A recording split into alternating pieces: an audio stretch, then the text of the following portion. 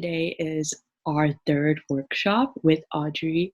Like I said in the chat, Audrey woke up early to do this workshop. Please be grateful for her because waking up early is really hard. And this is going to be a really great workshop for all of you. Thank you guys so much for dedicating your Sunday to come to this workshop. And by coming to all of our workshops, you will automatically be added to our newsletter. You'll get a personal invite to our GG Slack, which some of you are part of. It's a really big community. We already have 300 people and we launched on Friday, so that's really exciting. And also, by coming to all of our workshops, you'll be entered in our Pop Sockets giveaway. We've collaborated with Pop Sockets to create some custom Pop Sockets like this. But yeah, so without further ado, Audrey can start the workshop. But yeah, I'm super excited. Thank you guys so much for coming. Thank you for the intro, Shavali, and thank you so much, the Girl Genius, for inviting me to host this workshop. So I'm just gonna pull up my slides, but I just wanted to give my friend Doga a shout out because it's 4 a.m. right now in Turkey, and she woke up at 4 a.m. guys to listen to this workshop. So props to her. Yeah, I prepared some stuff to show you guys. So really exciting. Can everyone see my slides, by the way? Can you give me a thumbs up? Okay, awesome. Okay. So just before we kick off, I just want to thank everybody for coming here today, wherever you are in the world. I got really excited when I was seeing the chat where everyone was commenting where they're from. I think we have like more than 5 countries right now represented, so that's really, really crazy. And afterwards, I'm gonna ask the Girl Genius reps if I can send over this PowerPoint because it basically has a lot of cool links and materials for you guys to check out. And yeah, let's get started. So this is a bit on how this workshop will go. I'm going to introduce kind of myself, why I'm hosting this workshop, what is networking, how did I learn to network personally, different platforms, and my favorite part, which is the art of the cold email / message. I have some templates to show you guys. And then I'll be sharing some stories about networking hurdles I've experienced. So hopefully everybody can learn from those as well. And we're going to end with a Q&A. So I also was able to see all of the form responses that people sent in as to what questions they'd like to see throughout the workshop. So that's something that I'm going to refer to throughout. But towards the end, at the Q&A, if your question from the Google form still hasn't been answered, feel free to shoot it in the comment section or let me know. Is the audio all right, by the way? Am I speaking like, okay? Awesome. Okay. So a bit about me. So hi everyone, my name is Audrey Fa. I am 19 and I was born and raised here in Manila, Philippines. So I'm the founder and executive director of WiTech, which is short for Women in Technology. We're a nonprofit organization that aims to promote gender equality and tech access around the world. And it's a nonprofit that's based here in Manila. I'm also currently on a gap year, about to wrap up my gap year, and I'm an incoming freshman at Stanford University this fall. So I added that last bullet point in that I grew up as an introvert because I saw in the Google form responses a lot of people had concerns about how to network as an introvert, like what to do if you're just like naturally very shy. And that's something that I'm going to touch on throughout the presentation. And I kind of just wanted to kick off by saying that to my fellow introverts that are here today, I think it's also a really big step to be very proactive about wanting to network. So I'm really proud of you. Personally, I grew up as the type of person that, as an only child, I remember in preschool, I'd always like hide behind my parents because I was so shy about like meeting new people. And now I go up and I talk to audiences like as big as 4,000 at one talk I gave a couple of years ago. So if that's not character progression, I don't know what is, guys.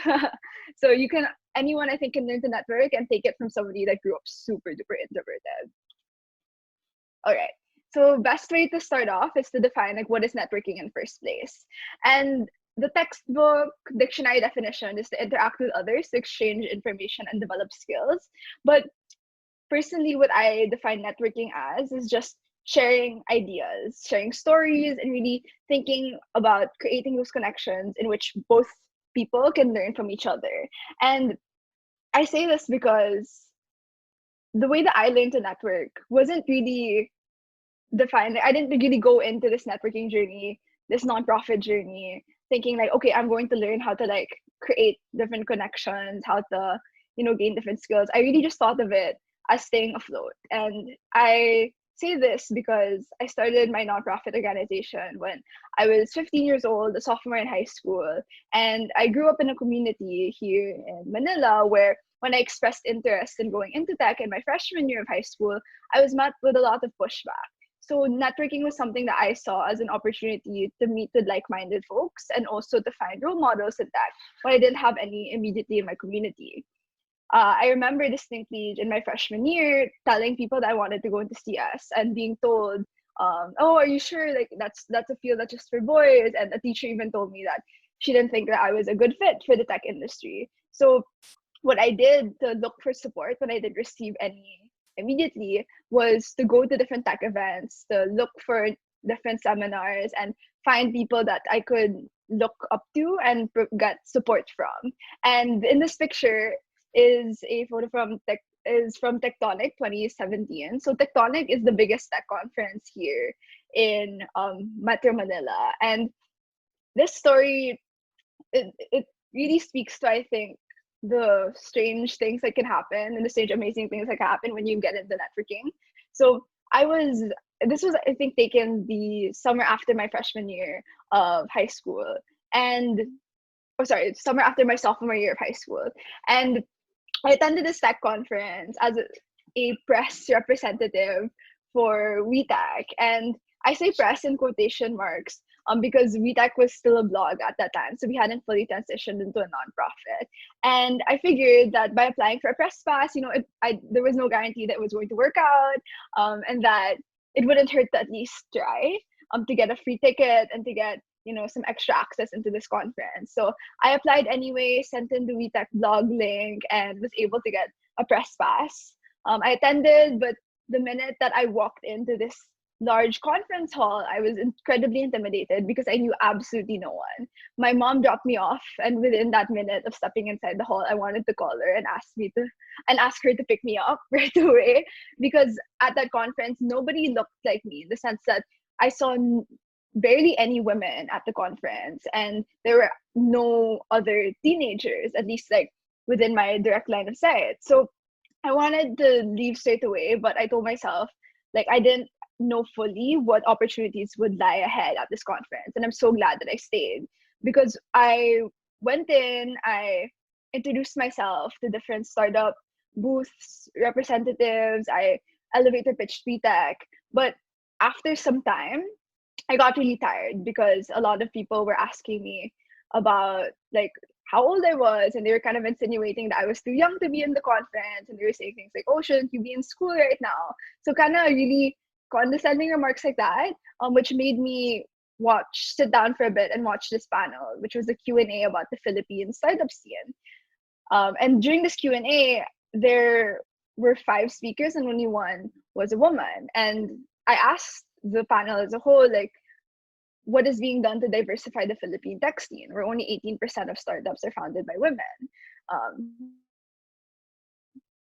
And although the panelists didn't answer my question, they went on a really roundabout manner when they were saying things like, "Oh, we believe in the power of the youth to, make the tech scene more diverse in future generations."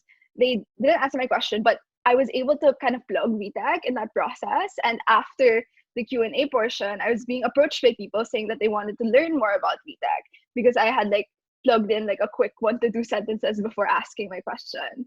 And that was, I think, the first time that I realized I started to network, because I started to actively share my story after that experience, and was able, as a result of that conference, Tectonic, and as a result of elevator pitching WeTech at that Q&A section, I was able to secure my first speaking engagement at the Association of Southeast Asian Nations Conference for Young Entrepreneurs, where I was able to speak to over 4,000 people. So it's really, really crazy to think that that speaking opportunity would not have come if I didn't actively go and network at that conference, if I walked out of Tectonic because I felt uncomfortable, because I felt like I couldn't relate to anybody there. So that's a bit about how I got into networking. And after some time, after continuously putting myself in these situations where even though I felt like I was the only woman or the only like, teenager in the room, I was able to really persevere and kind of make the most out of these opportunities. And hopefully, you guys can do the same. So the most common question that I got from the Google form that got sent out was, how do I start networking online specifically? But I'll touch on some offline aspects as well. And I think this is very, very apt right now, given the situation with the coronavirus and everything. And honestly, even before COVID-19 struck, I was doing a majority of my networking online, which is something that tends to surprise a lot of people because, at least locally here in the Philippines, when you say networking, it's usually associated with attending these like mixers, these like in-person conferences or events. But I feel like something that's really, really underrated and not talked about much is the beauty and the opportunities that present themselves when you create online profiles and when you try to reach out to people online. And there's so many different ways to do this. But to kick things off, offline platforms, just very briefly, include university events, going on this app called Meetup, Eventbrite, and Facebook events. So I think this is also applicable to the United States, but here in the Philippines and in my experience in visiting the US, like a lot of universities have very open public opportunities for people to sit in different talks. And that in itself is a networking opportunity because even though it isn't labeled as networking per se, just by going to an event with a speaker that is very specialized in a specific topic, you're going into a room that draws in a lot of individuals with the same interests or with the same specialty. So say that there's a data science workshop happening at a university near you, despite it not being like, oh, this is a networking thing, you are going to be meeting people most probably that are either data science specialists or fellow young people that are interested in data science. And I think that when you go to these types of events and you meet very like-minded folks, you get the opportunity to create connections that may not exactly from the get-go spark a project, but maybe like later on, if you keep in touch with these people and you want to look for partners or supportive volunteers, you could reach out to these people because you know that like you, they were interested enough in like, for example, data science to attend this event, to carve out time in their day to learn about this new topic. So that's something that's really helpful. Platforms like Meetup, Eventbrite, and Facebook, general rule of thumb, for me at least, is that I just look things up. So at the beginning of WiTech, when I started with absolutely no connections, the go-to thing for me to do to look for, fun things to do on the weekend or ways to connect with people would be to look up like women in tech events on Meetup, Eventbrite, and Facebook, or here locally in the Philippines, like startup mixers, that sort of thing. And I mean, these events, like you have to sift through, check out what's legit and what's not. But a really, I think, great thing about Facebook events here, at least like in the Philippines, is that there's so many, I think, that are, even though they don't specifically say that they're open to students, even though they're kind of marketed, say, towards like the professional crowd, you can always send a message to the organizers and you can ask them really nicely if like you're open to students attending or if this is like a student friendly event, and be careful as well because some of these mixers, at least the startup ones, are kind of like ones associated with alcohol, so that's something also to look out for. So make sure to send like an inquiry about that if it's student friendly, that sort of thing. But a lot of the time, in my experience, these events are open to all, and you just have to, come prepared with expectations about, what time the event will start and end. Bring notes, bring a notebook to take notes, that sort of thing. Calling cards as well. Those are my tips for offline networking. Online platforms, my two favorite ones are LinkedIn and Instagram, and I'm really excited to talk about these two because when WeTech was still in the early stages, as in when we were still a blog and so just churning out online content, we weren't doing any in-person events quite yet. LinkedIn and Instagram were honestly our biggest assets, and up until today are our biggest assets to spread our advocacy because setting up profiles using LinkedIn and Instagram, like these are all free resources, and it's really up to you on how you want to maximize them to expand your organization's reach, honestly. So the common question that I got from the Google Forms was how to kind of finesse your profile, how to set up an effective bio, what are the do's and don'ts of creating LinkedIn profiles, and yeah, I'll be touching on that. So this is the main overview of my LinkedIn profile, and I'm going to break it up and kind of talk about what I consciously tried to do and what I consciously didn't do when creating this profile. I kicked off my LinkedIn at around 2015, 2016. As of now, I have, I think, around 1,060 connections, and that definitely did not come easy. That was accumulated over time and came out of a lot of very conscious decisions on how to present my profile. So, firstly, you can see that let's start with like the most obvious thing, the profile picture. So when you're choosing a LinkedIn profile picture, be very conscious of how professional it looks, in the sense that try to avoid selfies, things with bad lighting. Make sure that the picture that you choose of yourself very clearly shows your face. And I know this sounds really self-explanatory, but I think it's really important to know that when it comes to LinkedIn, you're going to be using this profile to connect with people that maybe have never met you in your life, or you have met at events. And for those people that have met you at events, you want to make sure that when you add them or when they add you, they see your profile and they immediately recognize your face, because that just makes things more efficient, easier overall. The banner, on the other hand, is something that you can be creative with.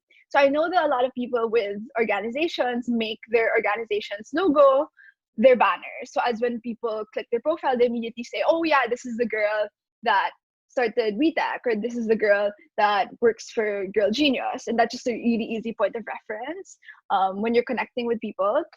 In my case, I did kind of a hybrid thing where I had my organization's logo, but also a picture of me speaking, because that's something that I invest quite a lot of time doing, public speaking specifically.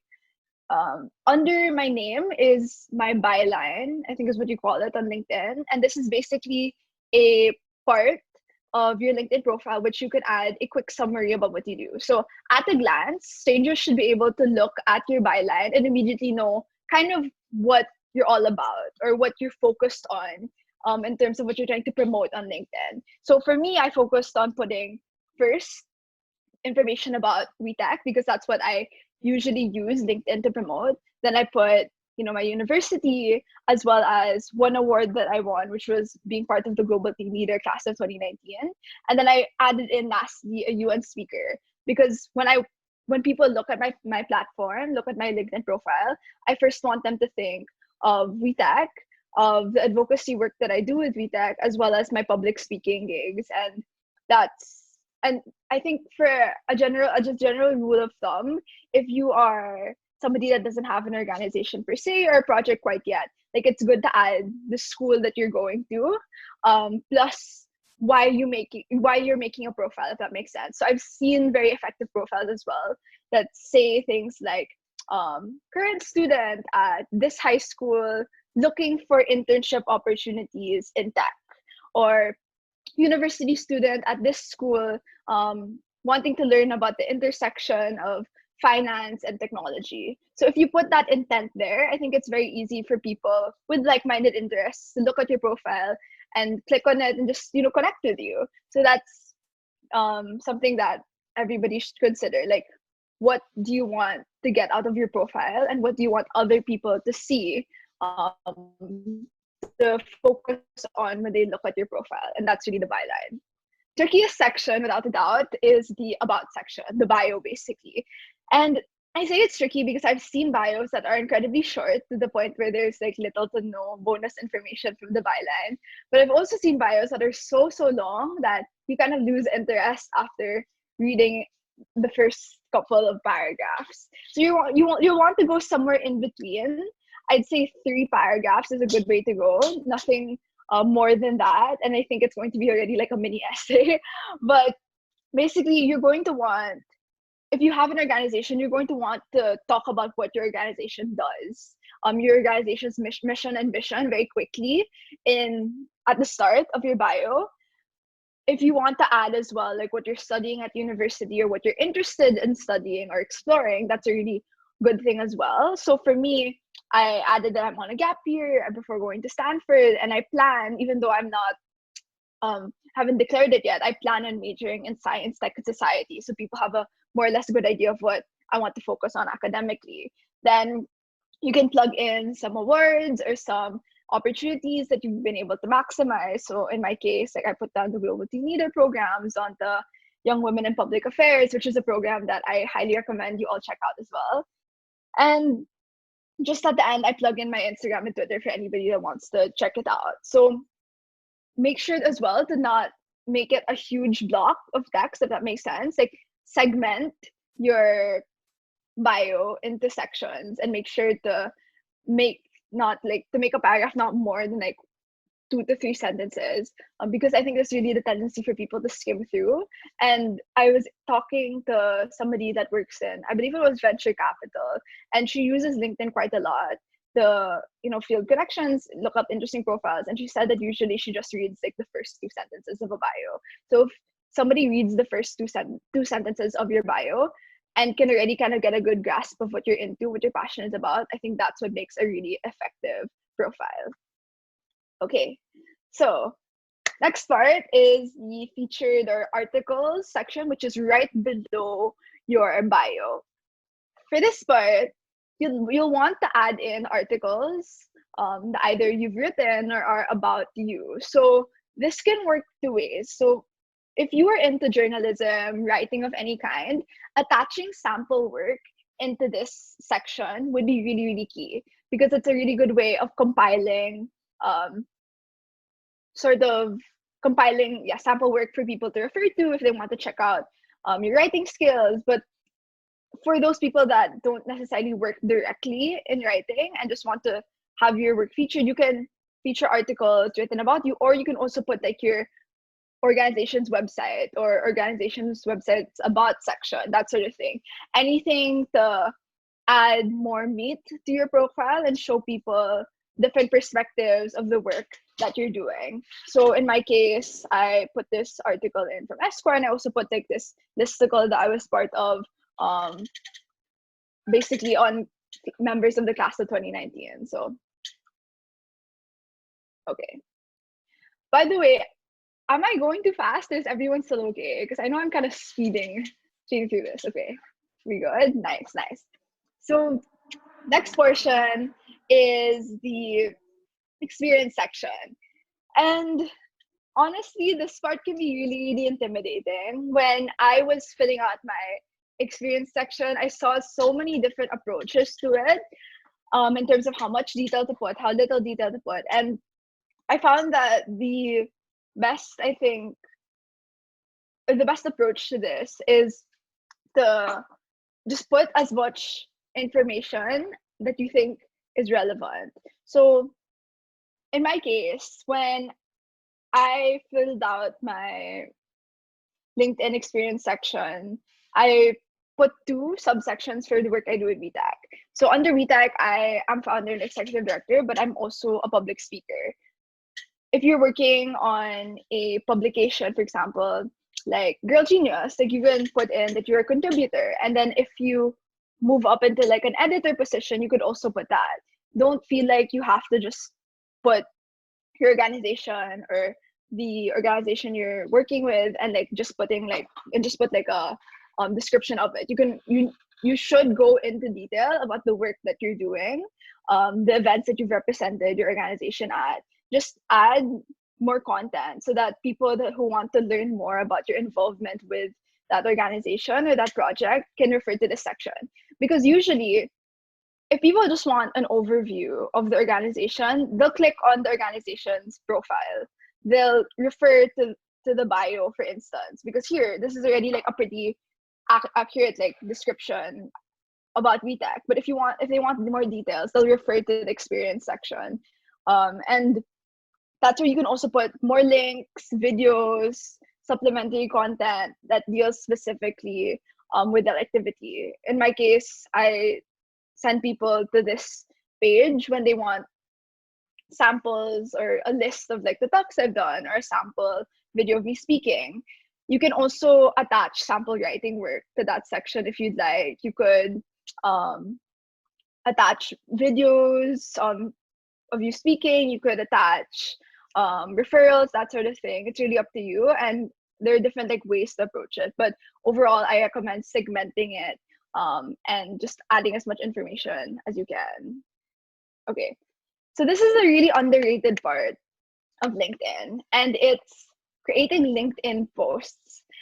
I say underrated because I know a lot of people that have amazing profiles, um, but they don't do any posts, and that's why they don't have as many connections, I think, as they could. I say this also because when I started regularly posting on LinkedIn, that's when I experienced an uptick in my connections. And that's how I went from like getting 300 connections to now hitting like 1,000 plus, all because I'd consistently post. And there was a time during my gap year when I'd be posting LinkedIn posts like almost every day.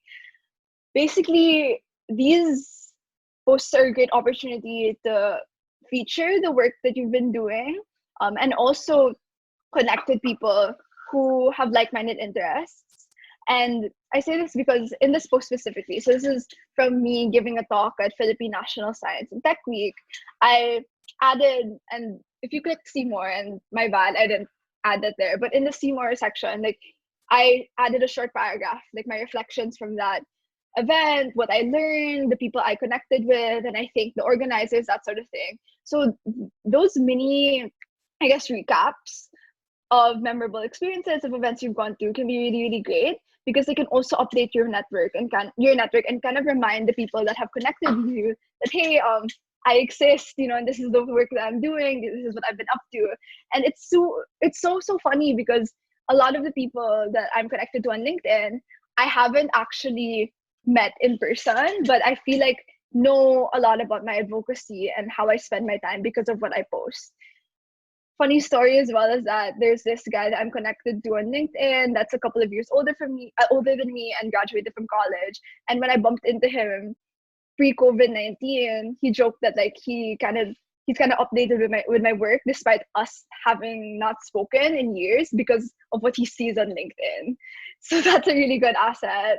Similarly, I've gotten speaking engagement invitations, webinar invitations from people that I've never spoken to but have seen my posts on LinkedIn. So really just put stories out there. And now I'm going to talk about how to format, a compelling LinkedIn post.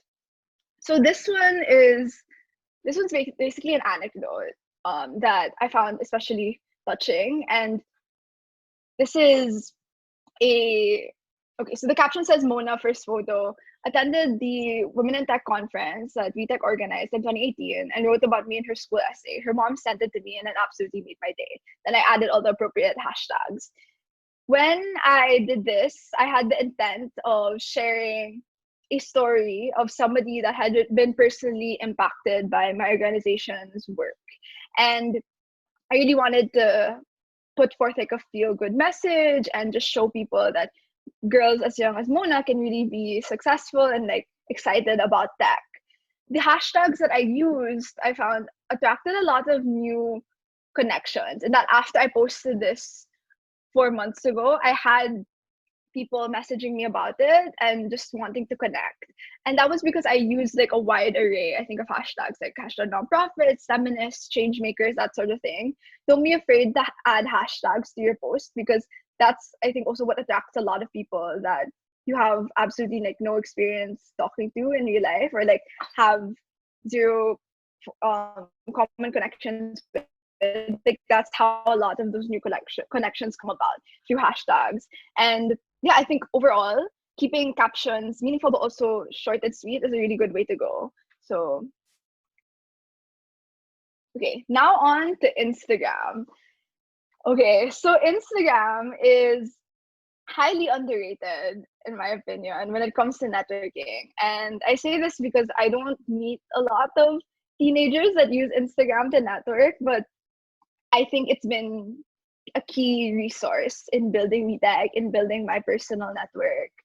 Um, when WeTech was starting out in 2016, I made it a point to establish a constant social media presence in the sense that we'd be posting um, publication materials, we'd be posting interview screenshots almost every day. And at some point I adopted that same kind of work ethic with the WiTech social media to my personal, and that's why now my Instagram like looks more like a professional kind of Instagram rather than a personal kind of format. And this is how I've been able to connect with a lot of people who are interested in learning more about WeTech, about getting involved, about how to volunteer, set up chapters.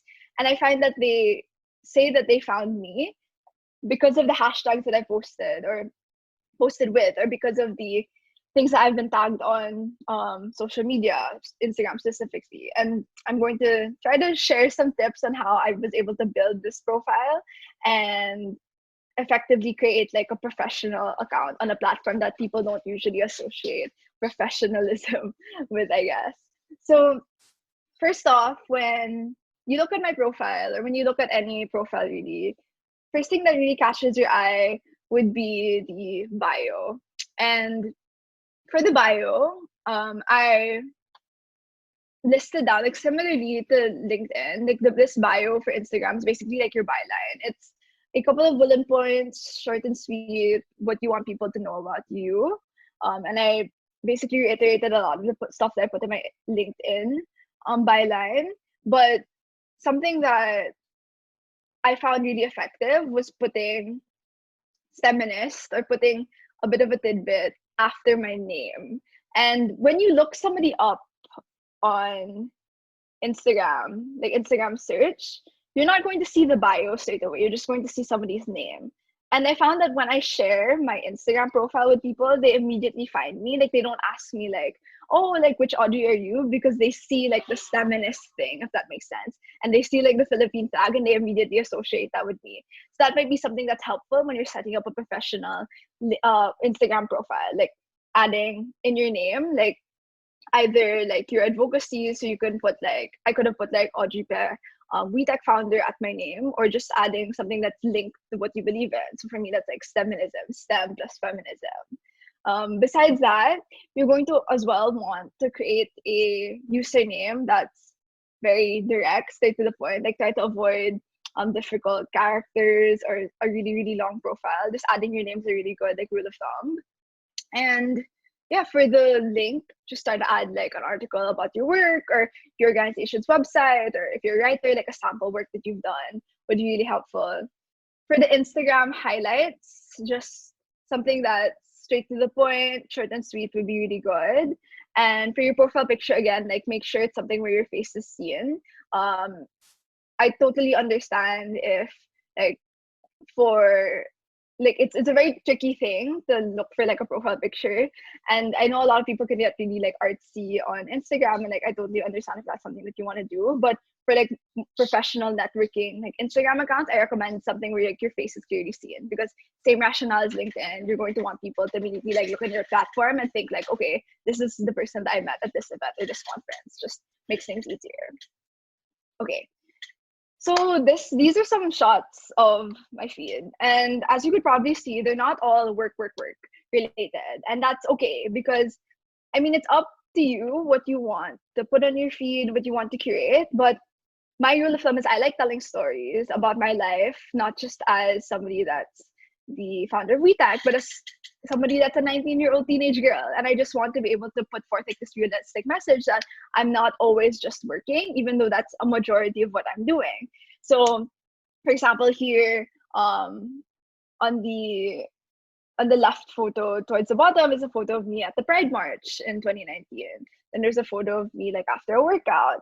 And that's interspersed with pictures of me at speaking gigs or like articles that I've talked about my work and speaking opportunities, that sort of thing. And feel free to be as creative as you want. Like I'm not going to say like this is what you should post, or this is like how the format should be. These are how many work photos you should intersperse with personal stuff. Like my rule of thumb is post what you feel is are comfortable with posting, but at the same time you don't feel like is inappropriate.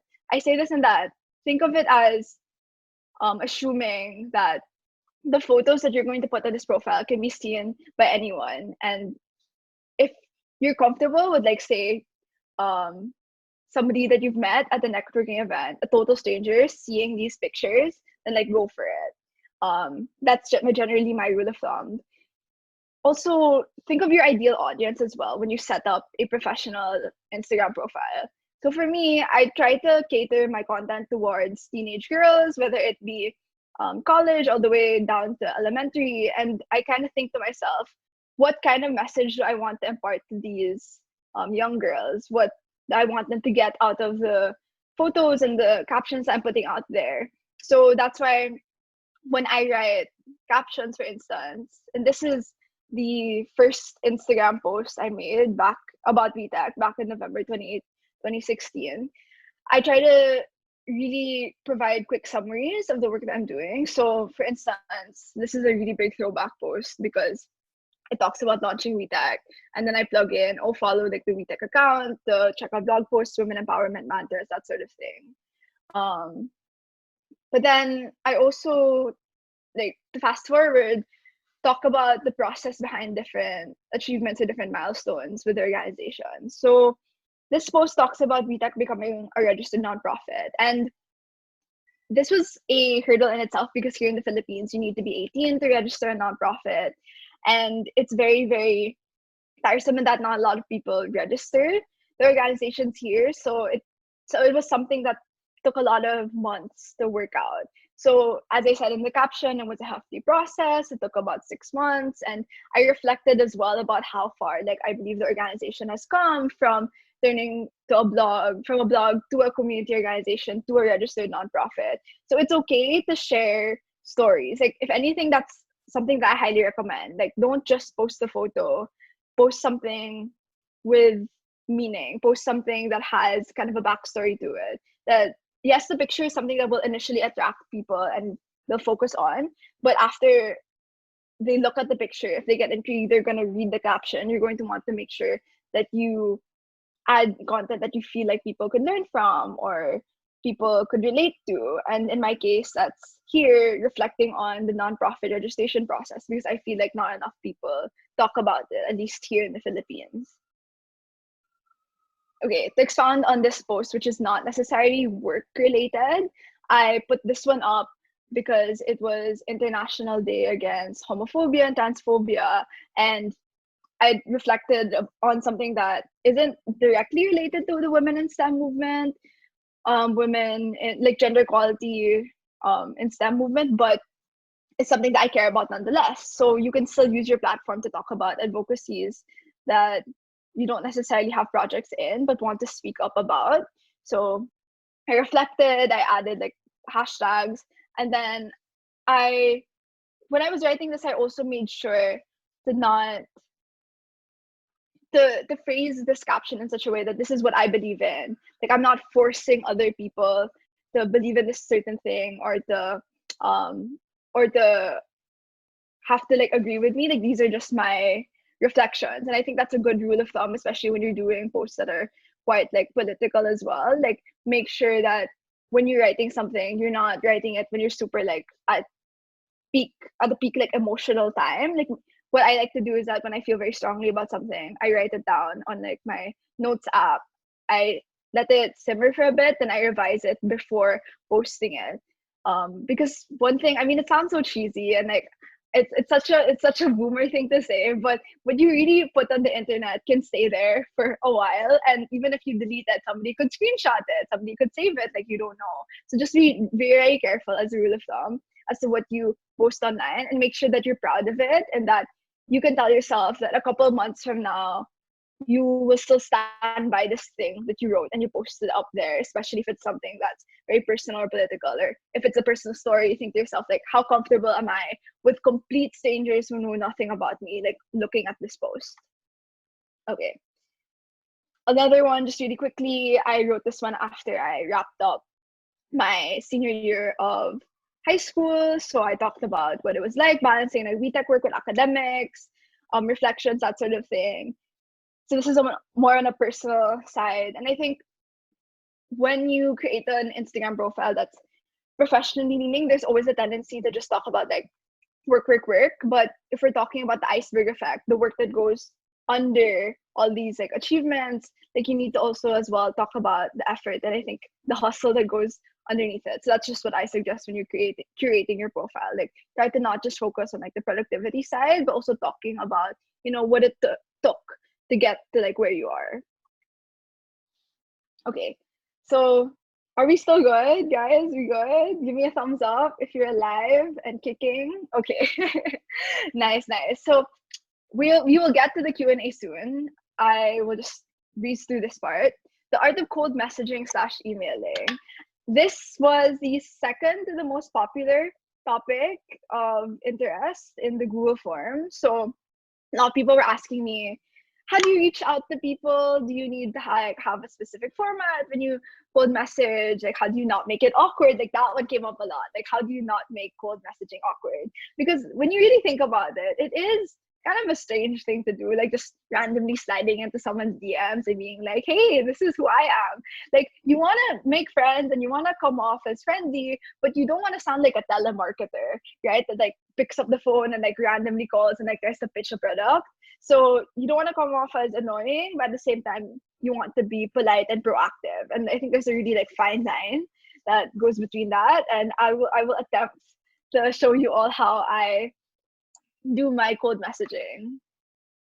Okay, so this was one of the first cold messages I have ever sent in my life, and this is to the built. This was to the Built by Girls email, and I reached out because I was still in the process of building WiTech's blog, and I figured, okay, like I want to learn from other women in tech initiatives outside of the Philippines because I want to learn about how to create like a really good like women in tech community locally here.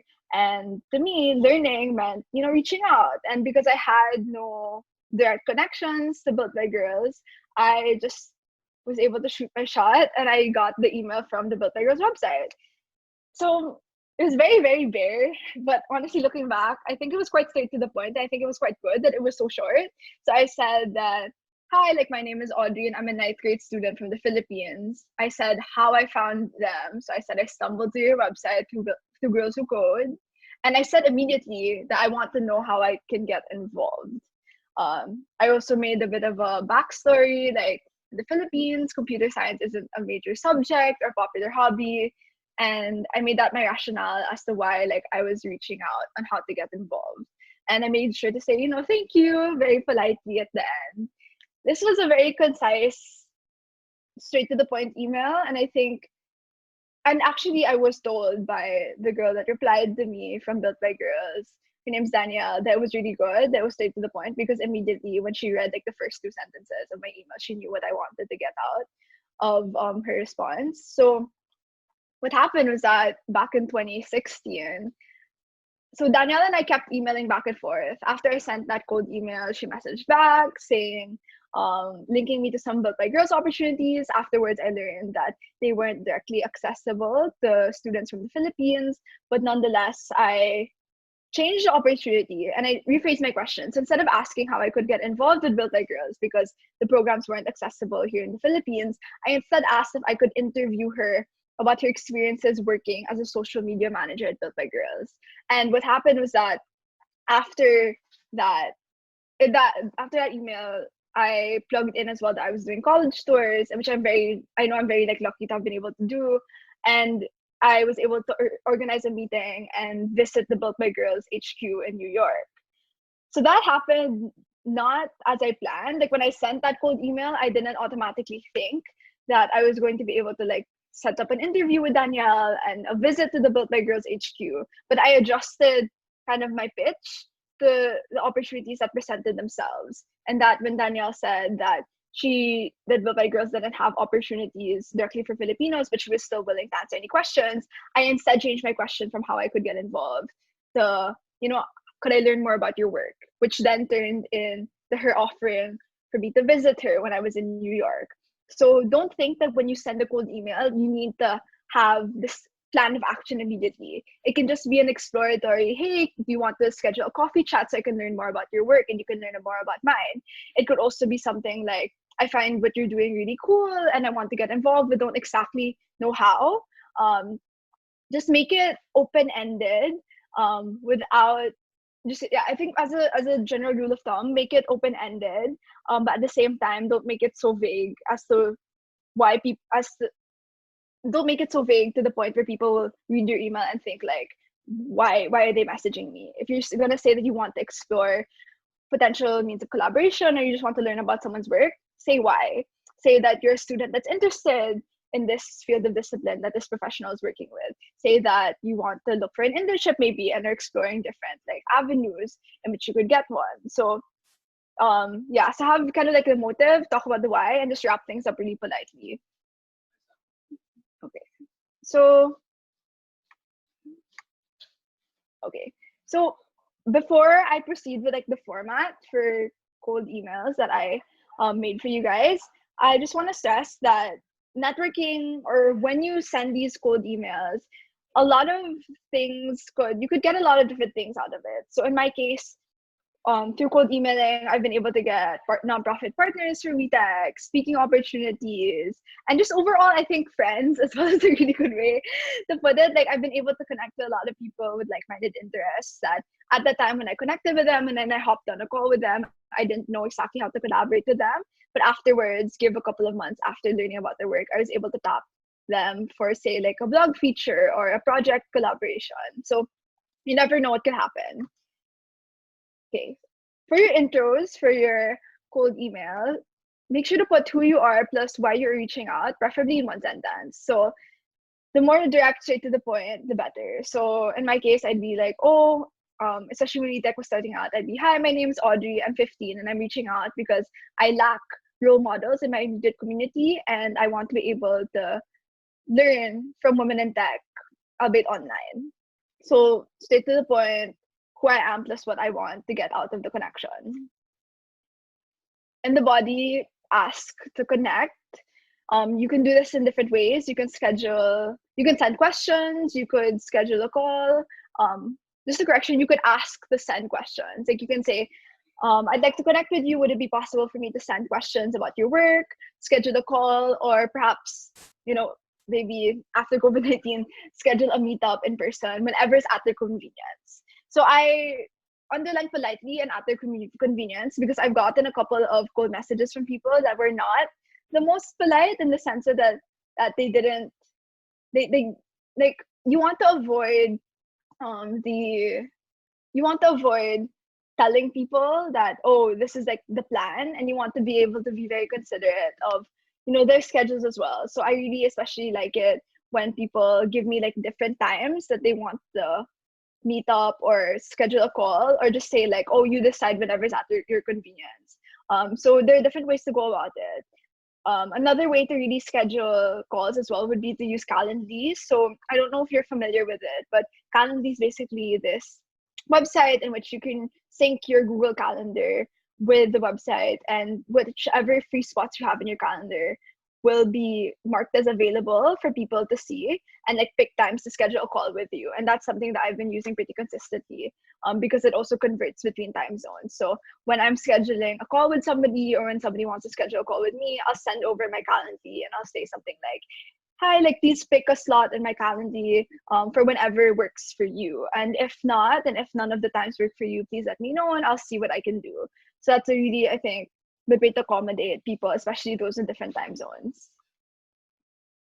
For the closing, make sure to say thank you. And if you want, attach supplemental material. I'm not saying like a CV or a resume, but additional contact info would be good. If you could say something like, this is my email, but if you'd like, if it's more convenient for you to message via like text, or if you're, for example, sending this cold message on LinkedIn, then you could attach your email or your website, that sort of thing. That would be very, very convenient. If you want to as well, put your LinkedIn page and say, if you want to learn more about my work, refer to my LinkedIn, or if you want to learn more about my work, refer to this document. That could work as well.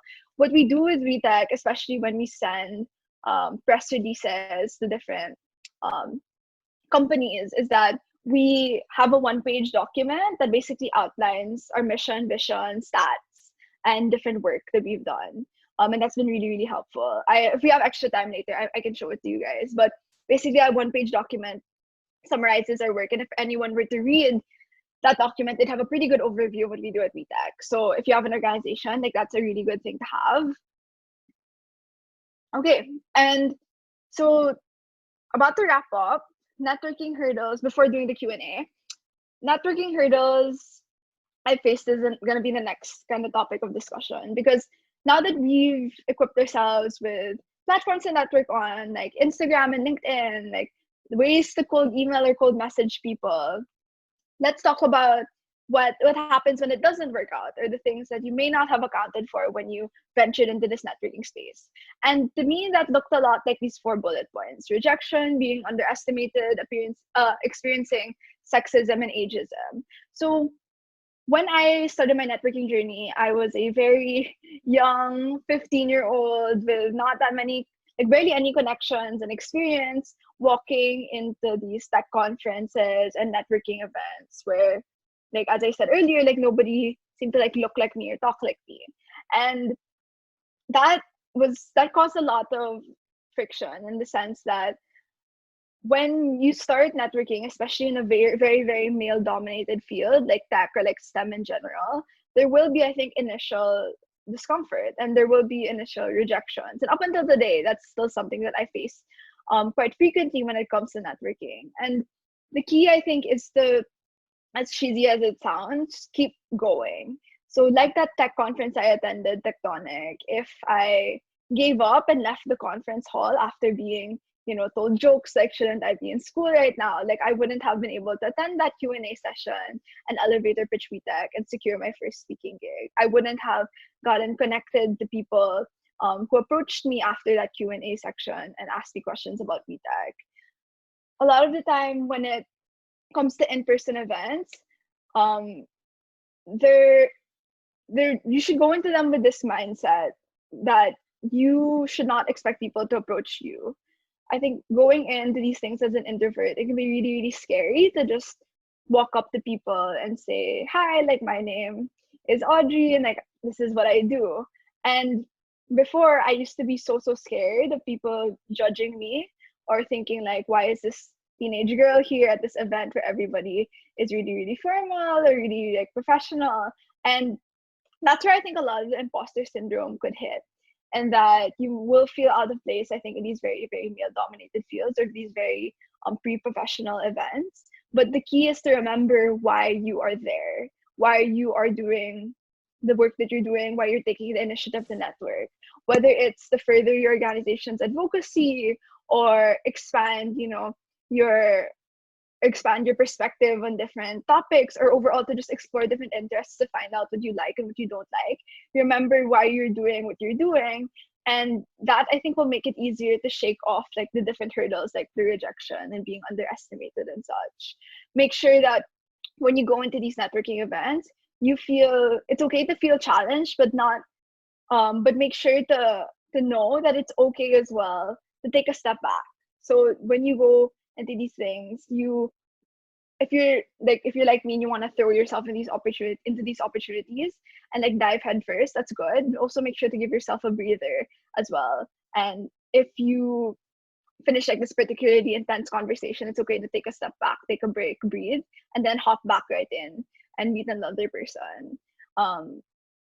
There's no, I think, easy way to deal with sexism and ageism, especially in tech.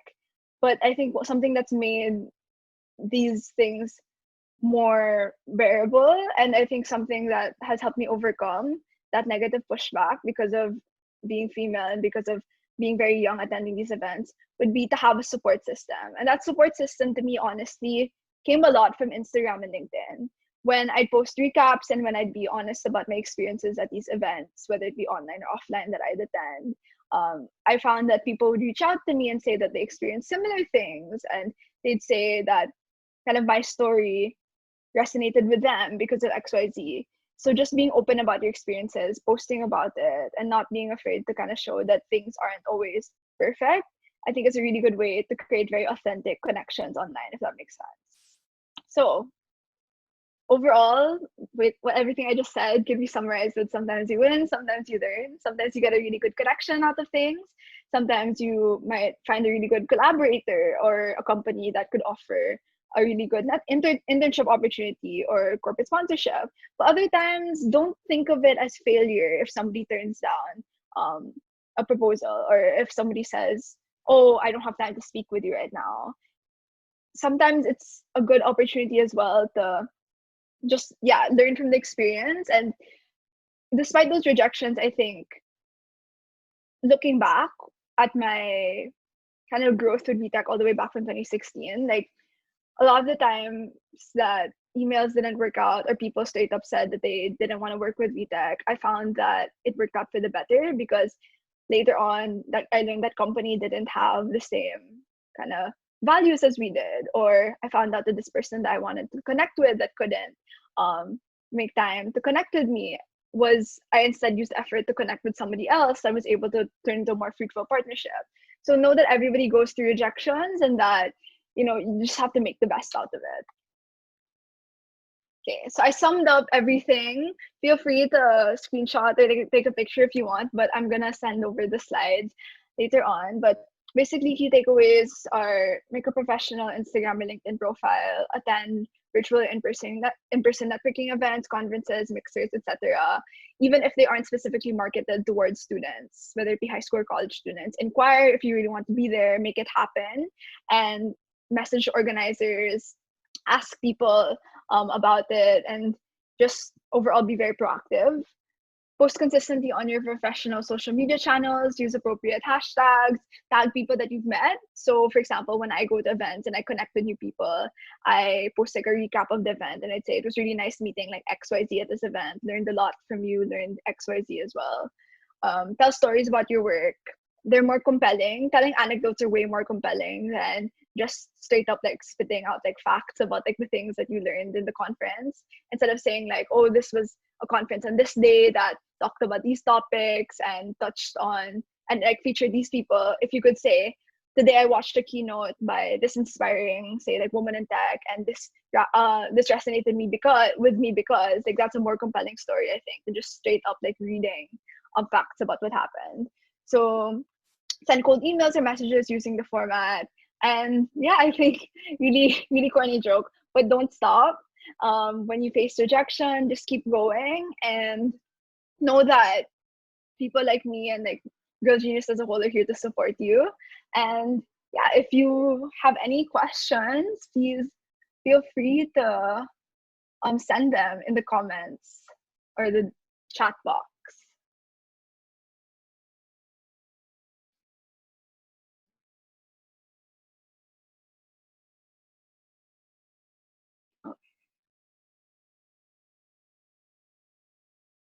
Oh, okay. So I see questions here. Okay, so first one, what should you put in the banner if you don't have an organization? So if you don't have an organization, it would be what I've seen some people do is put their social media links in their banner. So if you can, I don't know if you can like visualize it, but instead of just putting a picture with your face on it, or a group picture, you could put like your social media handles like Instagram, Twitter, or things like that. If you don't feel comfortable with associating your LinkedIn with other social media sites, that's totally fine. You could put a group picture of a club that you're in, or like an action picture of you at work, if that makes sense. So I've also seen people who have participated in different things, like say STEM club or like quiz bees, like have like a quiz bee action shot, or if they made a presentation, whether it just be like in class or for a Model UN event, like anything that adds, I think, more anything that adds more information, but at the same time isn't repetitive to your profile would be really good, if that makes sense. So if you highlight an interest as debate, you can add a shot of you public speaking. If it's art, add the example art to your banner. If it's writing, you can also put some of the logos of organizations or of publications that you've written for into collage and like put it in your LinkedIn banner. So yeah, really good question. Oh, okay. Next one is, do you advise having a professional Instagram account separate from your personal Instagram? So this really depends on you, but my rationale for not having a personal Instagram is my professional Instagram has, I think, my professional Instagram is where I post all of the like WiTech behind the scenes, gap year content, wholesome content, and where I put kind of the more like personal stuff that I don't want the masses, I guess, to see is my close friends list on Instagram. So you don't necessarily have to create a separate account, because to me, I just saw it as a hassle to like have to maintain two accounts. So a close friends list is a really good way to go. But I also just generally use my Snapchat for more personal stuff. Like when I meet people and in my calling cards and my LinkedIn, I never tell people what my Snapchat is, because that's just like for my friends and for people that I don't really like work with. But if you have an if you want to make your own like Finsta, like please go ahead. There's nothing wrong with it. Just make sure that one, that's private, and that you don't accidentally mix up postings, because I know some people that have a professional and a private, and sometimes they mistakenly post on the other, and that can have some embarrassing kind of repercussions. So just be careful with that. But I think by nature, I swear I'm not being paid by Snapchat to say this, but I think Snapchat's a really good platform to use more personally, because of the nature of how it's set up. Whereas Instagram, it's something that stays there for more than 24 hours when you put content there. So yeah, definitely it's up to you. Just be careful with how you set up the professional versus personal. Okay, the calendar application is called Calendly. So I'll type it up. So Calendly is what it's called. It's free. And okay, somebody answered that. Okay, thank you. Okay, so Shivali has a really good question. How do you make connections last long term beyond initial conversation? Oh, okay, I love this one. So a lot of the time, honestly, the really, really busy people that I reach out to, the ones that I just cold email just for the heck of it, and those, oh, maybe they'll reply, maybe they won't scenarios, are people that actually do end up replying when I send follow-up emails. So say I send an email introducing myself and I don't hear back for 3 days, 2 to 3 days, I'd then send a follow-up and I'd say, hi, like just following up on my previous email, hope you're safe and well. Please let me know if you have any questions. Just really short and sweet. Sometimes I'd send like 2 to 3 follow-up emails before I actually got the response. And I don't know if you guys know Reshma Saujani. She's the founder of Girls Who Code. So Reshma Saujani, I read her book, absolutely loved it. And I thought, I'm going to shoot my shot. I'm going to message her and say like how much I admire her work. And I thought it was a long shot, but after I sent an email to her, I was able to get a response. And I think the key like takeaway from that is like never think that somebody's too like out there for you to be able to contact. Like you never know who could reply. And Rasmus Saljani has like a following, I think, of like over 100,000. So it was really crazy that she replied to me. And yeah, just really take the opportunity to reach out to anyone. Like don't think about, oh, this person might be too busy to talk to me. Just like go for it.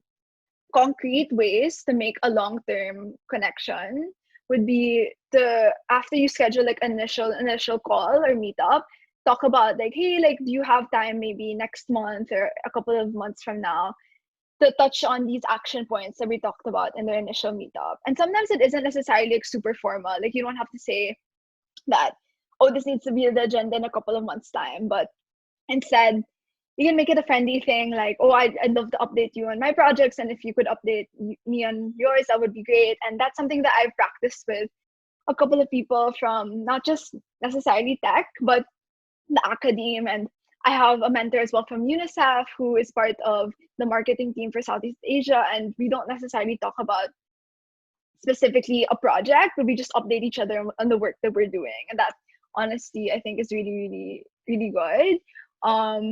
So yeah, follow-up emails, mark in your calendar as well. So sometimes you can put a recurring calendar add-on to say like, oh, once a month, like check on this person or like or schedule a call with this person.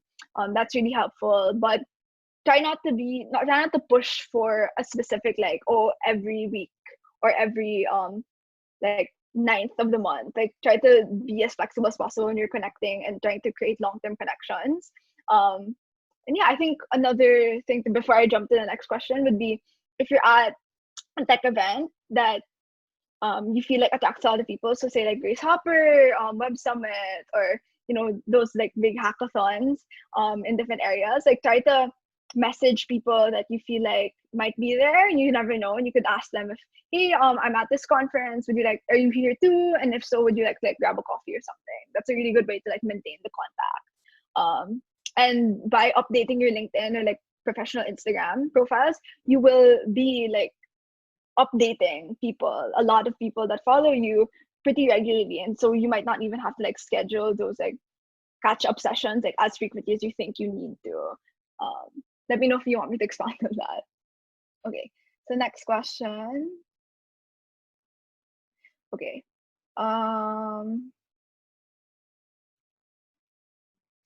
So okay, this one says, not sure if I'm explaining this right, but obviously there are go-getter high school students who actively seek out ways to get involved in organizations. But I feel like it's hard to create large events sometimes that are targeted towards high school students because they're literally not interested or not enough.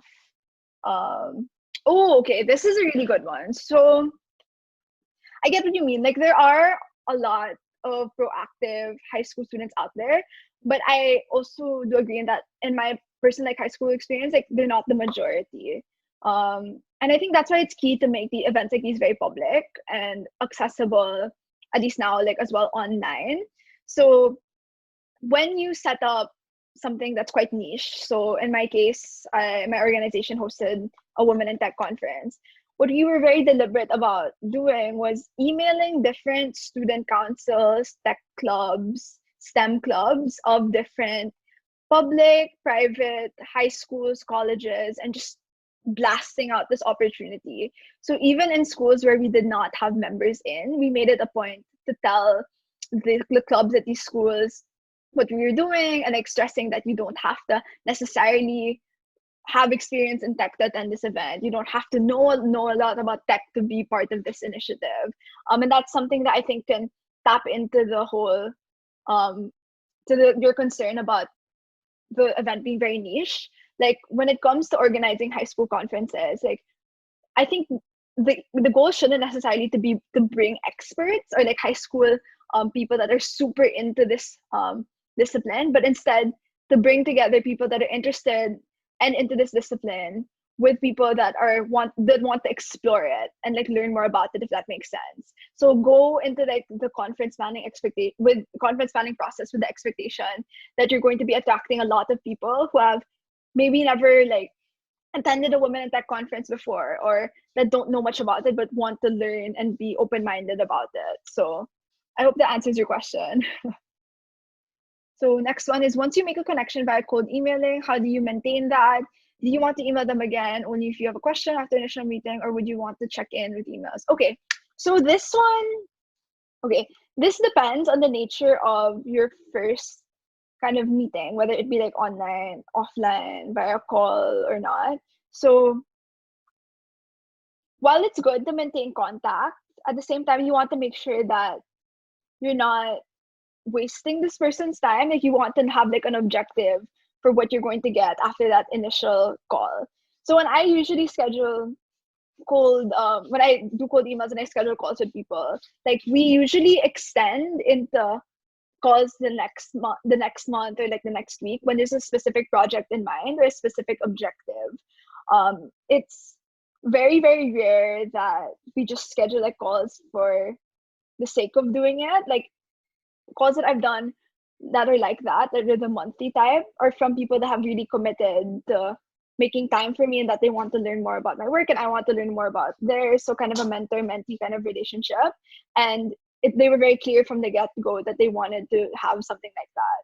So it's either they asked me or I asked them if they wanted to have like a mentor-mentee relationship where we check in on each other every now and then. But usually I do agree with that latter part of your question, Megan. Like I send a lot of follow-up emails when it's like I have questions about a specific thing that we mentioned in the previous call or something entirely different, or maybe they posted about an opportunity and I want to get back in touch with them about that opportunity. So overall, when you cold email somebody, I highly recommend like adding them on LinkedIn as well. Like cold emailing or cold messaging is good, but to really maintain contact and update this person that you spoke to about what you've been up to, like posting on LinkedIn, posting on your professional Instagram is a good way to go, because that way you're updating like all of your followers, all of the people you're connected to at once, rather than sending like individualized emails to be like, hey, this is what I've been up to, this is what I've been doing. And sometimes if there's a specific update that you have that you want somebody to know about, you can tag them on LinkedIn, on Instagram. So say that you went to this event and watched the speaker and it reminded you of this conversation you had with this mentor or this person that you called with. Like you can say, oh, this speaker is really interesting and reminded me of insert tag for this person. And that's a really good way to like reignite the connection. Okay. Ooh, okay. Another LinkedIn one is, how do you get over the uncomfortable feeling of posting on LinkedIn? So I get it. Like it can be awkward at first because I did not know of any other teenage girls at the time that I started posting on LinkedIn who consistently posted on LinkedIn. So a lot of the time I felt like I was just like shouting into the void.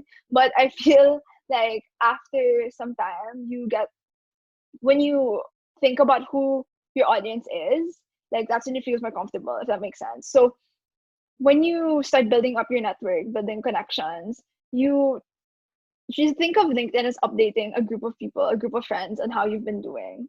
So when you post, don't think of it as saying like you need to write like a super professional paragraph. Don't think of it as like having to write like with a thesis, point, evidence, explanation. Like it doesn't need to be like that. Like think of it as a very like casual catch up. And when you post on LinkedIn, just remember that it doesn't need to be perfect. Remember that although it's labeled as like a professional networking platform, there are a lot of other people as well that share stories and share like very casual posts as well. If you want and if it helps, I think another good thing is to really cheer on other people that you're connected with. And I say this because when I see my friends update something on LinkedIn, like I'll send a like and I'll post a comment. Sometimes I'll share as well their posts to help them get traffic as well. So just help each other out. And if ever you feel like you're still uncomfortable with what you're putting online, just remember that you don't have to force yourself to post every single day. Like it's something that you could make a goal, but at the same time, it doesn't need to happen like all the time. Like you can opt in like not share a picture or not like post a caption and instead post an inspirational quote that you like found online and share it. Or if you read this really interesting article that you want to start more discussions about, like share it over there. Like it doesn't need to be organic content that you've created yourself, but can be you chiming in and saying like, oh, this is really good content from this person, like let's talk about it or let's share it more. Okay, next one is okay, so Lucy is asking, she's unsure about how connections work. I barely know anyone on LinkedIn, so how can I develop a larger network? Okay, so think of connections as basically like Facebook friends, or Instagram mutuals, that sort of thing. And when you connect with somebody on LinkedIn, yes, it helps to like have to know them in real life. And some LinkedIn profiles will ask for you to send the email of this person when you send a LinkedIn connection request. But as a whole, I think a lot of people have very public LinkedIn connections so that you can just add them simply. Like you don't need to add their personal email address to send a request. Personally, I also do that. Like you can just add me no matter like who, if we have no mutuals or not, if you have mutuals or not. But in developing a larger network, one thing that really helped me build my profile besides consistently posting, adding hashtags, was also adding people of interest or of similar interests that even though I've never met them before. So I quite literally went on the hashtag women in tech and I perused the different people with the women in tech hashtag or women in tech in their byline because they would pop out. And I just shoot them a quick message and I'd say, hi, I really I'm interested in your work. Hope we can connect. Like sometimes it's as easy as that. Sometimes you don't have to have like motive as to why you want to connect besides just admiring somebody's work and like leaving it at that. And maybe later on as they start posting and you start posting, they could reach out and like something could happen out of that connection. So yeah, you can just add people even though you've never met them in real life if you admire their work, and don't be shy about telling them about how much you admire their work, because who knows, you could possibly collaborate that with them. Okay, next one is, how do you find internships on LinkedIn? Okay. How do I learn from a company who has no experience working with high school students? Okay. So when you cold message on LinkedIn, and this is something that I've seen a couple of my college aged friends do. It helps to, when you cold message, say from the get-go that you are a student at this school and you're really interested in looking for an internship. Are there, and just go straight to the point, like, are there any open opportunities for high school students, and are there any open opportunities for like high school students from like this country or this part of the world? And commonly what I've experienced and what my friends have experienced as well is that these cold messages will lead to people saying, oh, please email more details to this email address. And then you can send like in your CV, send like a quick description of what you want to get out of the internship. But as a general, I think, rule, like, it doesn't hurt to ask. Like, the only way that you are 100% going to get rejected from this company is by not asking. So just be polite, follow like the cold email format that I discussed, and don't be afraid to go for it. Even if you haven't heard of like other high schoolers interning for that company, like it absolutely does not hurt to ask. Okay. So Colleen has a question. Would it be a better idea to start an FGIL related nonprofit than start a girls who code club in my school? I feel like starting the club would have a better impact because it's more well known, but I still want to have a legacy in my school / community. So, okay, this is a good question, because I think right now there are a lot of opportunities to start chapters for different organizations, and there are a lot of people that are also starting their own organizations. And I think it really goes down to thinking, do you want to have more like control over creating like these new initiatives without like going through like the formal without going through a formal process of having everything like approved? Like, I don't I think when it came to starting WiTech, we decided to be independent versus like attaching to a bigger women in tech organization, because we wanted to create events that were specifically catered towards like a niche audience of like Filipino youth. And because we knew kind of like the startup scene, and we knew what it was like here in the Philippines to be a Filipino woman in tech, we knew that the models of organizations like Girls Who Code, built by girls, wouldn't exactly apply to what we're doing here. And that's why we decided to start our own thing. But you are the one that knows your community best. So if you think that the Girls Who Code models that are presented, if you think that what Girls Who Code clubs are doing in other states would be applicable to yours, go for it. Start a chapter. If it works out, great. And if it doesn't, like, you would always start your own thing like later on.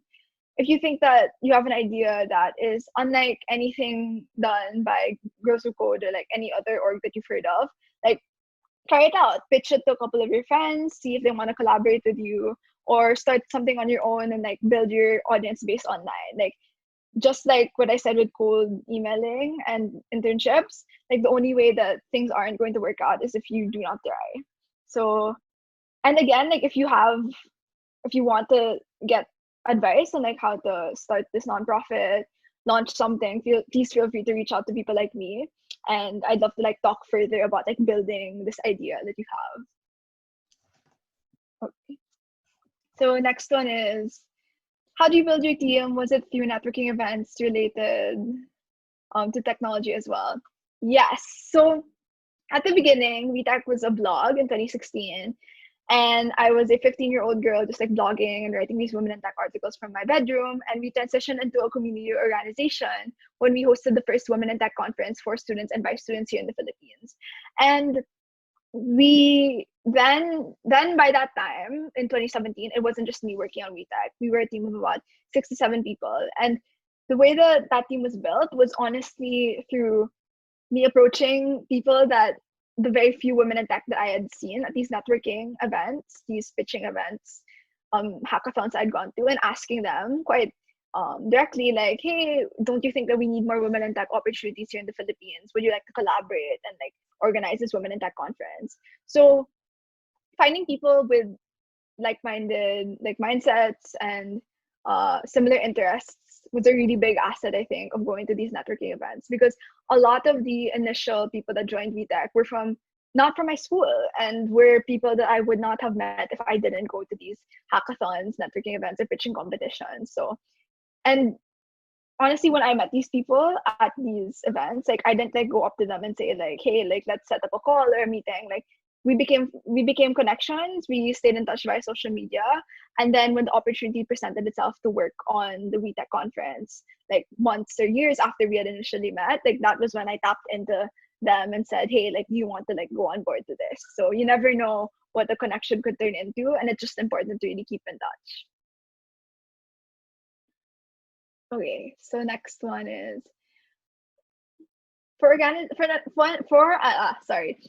organization that is being formed by one person, what advice will you give to network and gather a team of like many people? So definitely attending webinars, attending in-person events, and posting a lot about your organization is very, very helpful.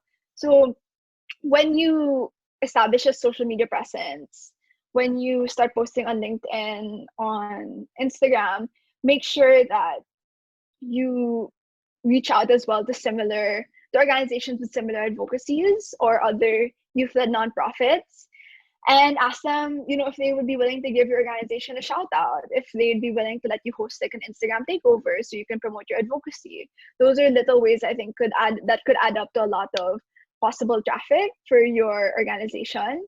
One thing that helped a lot in terms of recruiting people for WiTech from the public, so people I've absolutely never met before, was to post consistently on Twitter as well. And we had a lot of people that said that they heard about the open opportunities to join WiTech because this person or that person retweeted the application form. So make use of the totally free opportunities that exist on social media, and don't feel like that you need to pay for ads in order to get good traffic on your platforms. Like just by sharing and posting consistently, using hashtags, tagging accounts like that have similar advocacies, like that's a really good way already to build up your team. Um, oh, and another thing as to like recruitment would be to make sure that you interview and as much as possible schedule calls with people that you want to onboard to make sure that they really believe in the same mission and vision that you have for your organization, and that they just fundamentally, I think, align with the things that you stand for. I say this because when we were recruiting for WiTech, we deliberately asked people, what are your thoughts on gender equality? Why do you think we need more women in STEM? What projects do you envision for WiTech in the next coming months? So questions like that really separated the people that we knew wanted to join WiTech because they wanted to help people, and from the people that wanted to join WiTech just for the CV. So, I mean, it's tricky, especially for those people that are approaching like college applications. There's a very like fine line, I think, between both. But overall, you want people that are committed to your advocacy rather than like adding it as like a one-liner on like LinkedIn or their CV. Okay. Next one is, where do you find adult advisors outside of school? So a really good way to find advisors is, yeah, through LinkedIn, through messaging and just asking people if they'd like to learn more about um, your advocacy and like possibly provide some feedback on it. So these adult advisors can be professionals from the field that you want to go into, but they could also be people with their own established like nonprofits that aren't necessarily in, say, like the women in tech space, but have set up like a nonprofit that deals with like education and literacy, and you want to like learn from them and like get the advice on how to like create a leadership structure or a constitution or things like that. So explore, make sure that you tap into people that you admire from different standpoints. So for my work personally, I have a mentor that I talk to in terms of advice for how to expand my knowledge in tech. Then another advisor deals with how to fix organizational structure or to give advice on running a nonprofit. Then another advisor talks to me about balancing, say, like college experiences with, and like gap year experiences with running, doing work part-time, that sort of thing. So make sure to find a balance and know that you don't have to have one advisor for everything in your life. Like you very much should segment it into parts that you feel like are specialized. Yes, so the Built by Girls Wave program is really, really good. I think that's specific to the US and Canada, if I'm not mistaken. So if you're from there, like definitely check it out. Okay. Are we still okay on time, by the way? I just wanted to check on that. Are we good? Okay. Yeah, just let me know. But Okay, next one is if you need any of you need mentors. Oh, sorry, we did that already. Oh, okay. Next one is from Shreya. Founded a nonprofit and I've been running it for about 4 years now, but it hasn't received much attention outside of a few interested entities. How do you suggest I find a way to reach more people and essentially publicize it more? Okay, so a really good way to promote your advocacy online specifically would be, yeah, to have this basically social media calendar. And in WiTech, what we do is we have this grid where we say every Monday, Wednesday, Friday, Saturday, we're going to create posts, and these are what the posts for the rest of the month look like.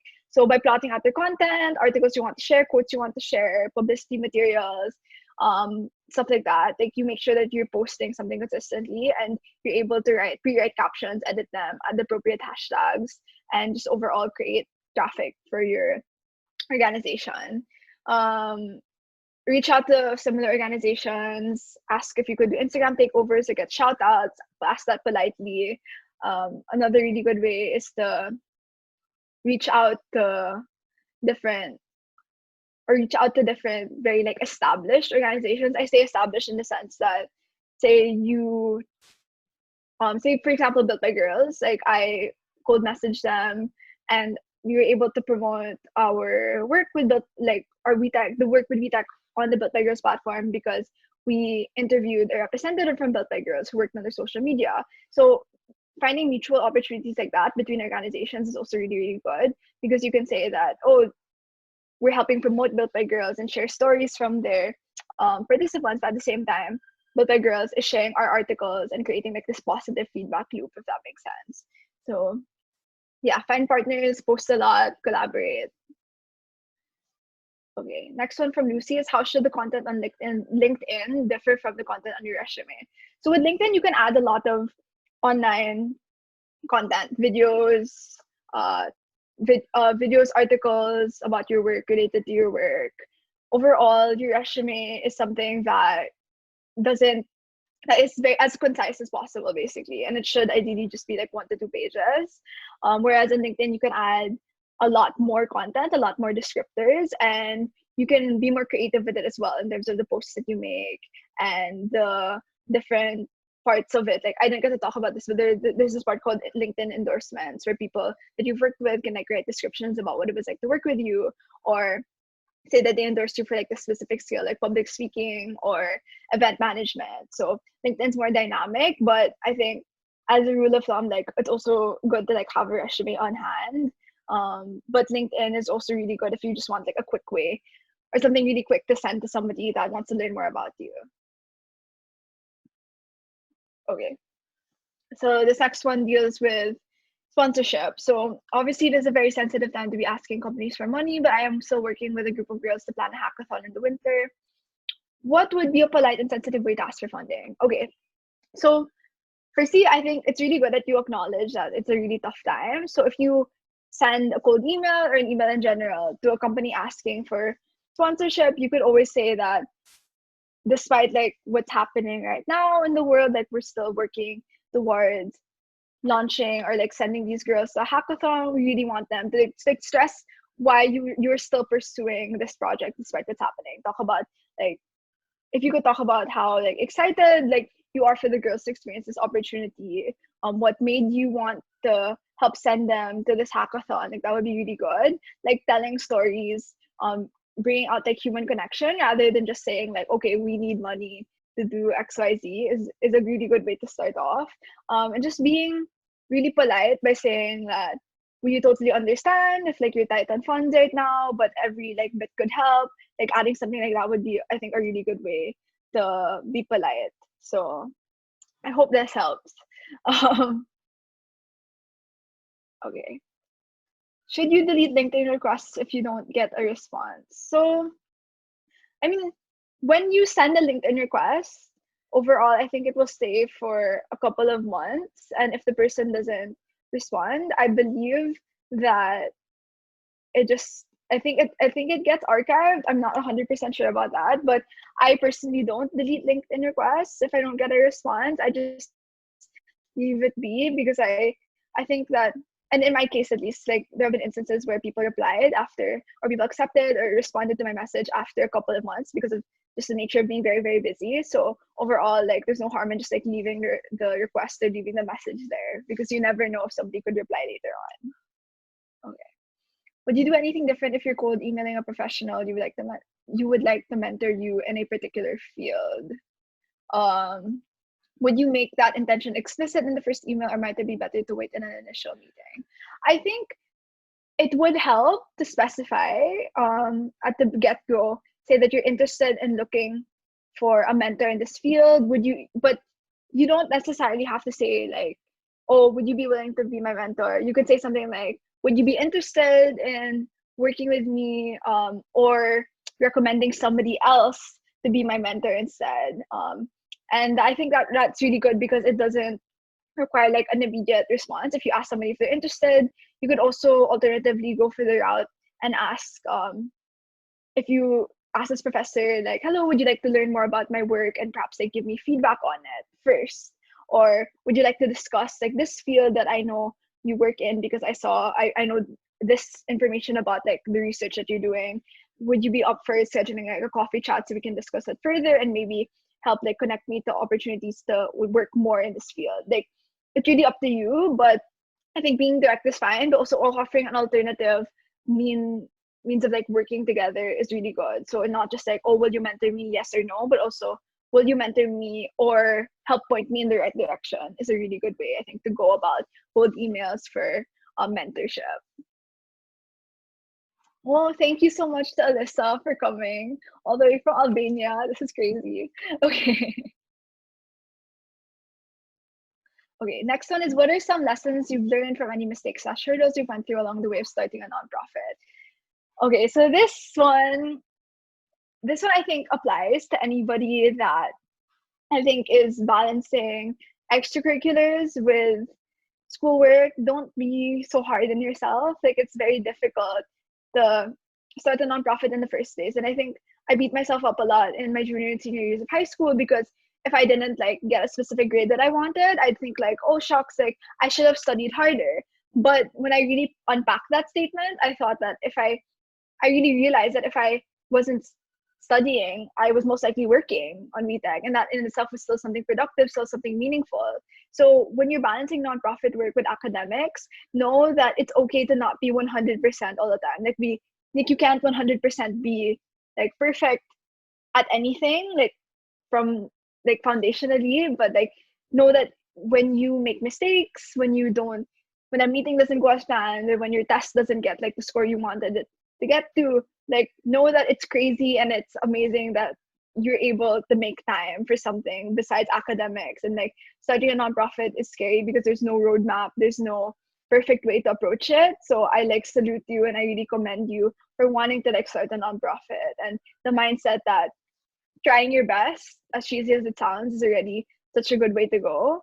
And as a whole, know that there are so many platforms like Girl Genius, like WeTech, that are here to help support you and help you grow your initiatives, and that you are very much not alone in this process of starting a nonprofit organization. Okay. Not related to networking, but does WeTech still accept applicants for WitCon 2020? So unfortunately, we've had to cancel our WitCon for 2020 because of what's happening with the coronavirus right now. But we are working on more online opportunities.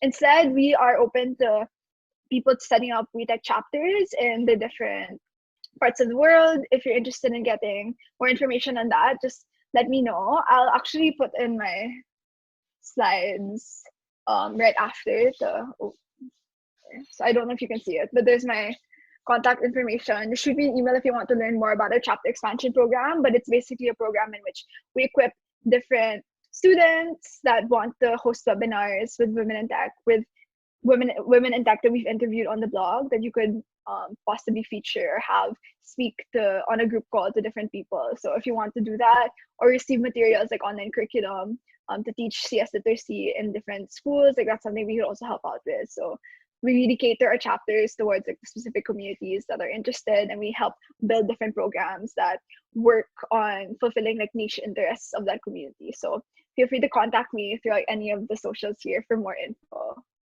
Okay. How do you network to form local chapters of your organization? So that deals a lot with just consistently posting, honestly, on LinkedIn and Instagram. Like a lot of the people that messaged me about forming chapters have said that they saw like this post of mine via like the Instagram discover page or via like looking at the specific hashtag. So just keep posting, putting your story out there, putting different opportunities for people to get involved. And I think over time, like it will attract the right audience. And if you're smart about it, if you reach out to different like partner organizations and ask them to promote, say like a poster for the chapter program, that's how you'll gain a lot of, I think, contacts as well. Okay. Thank you so much. So that I think wraps up all of the questions that were sent. If ever you have more questions, please don't hesitate to reach out. Can we take a picture if that's okay with everyone? Is that possible to take a group picture? Okay, so I